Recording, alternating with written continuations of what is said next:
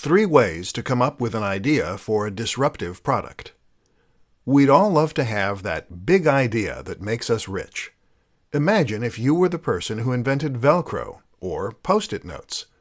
With a simple mechanical solution, you could change your life, while also making life easier for millions of people around the world.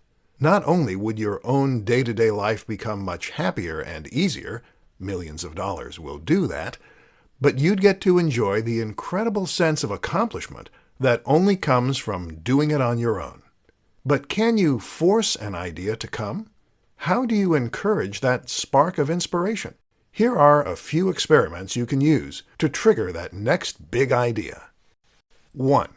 Think about things that frustrate you. In business, this is called a process fix. It involves looking at the routine activities of that organization and then seeing where that routine could be improved upon. The thing is, you can also apply the notion of the process fix to real life.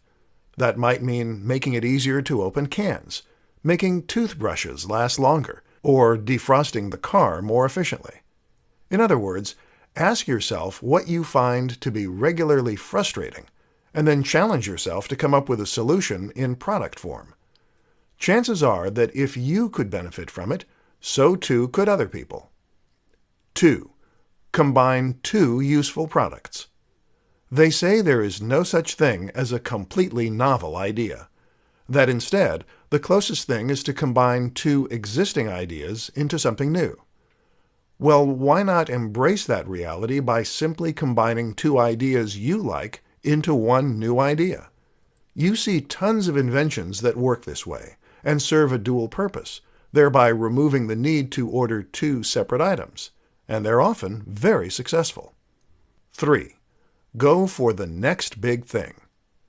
Many of us dream of products we wish existed, but which we know are impossible to make.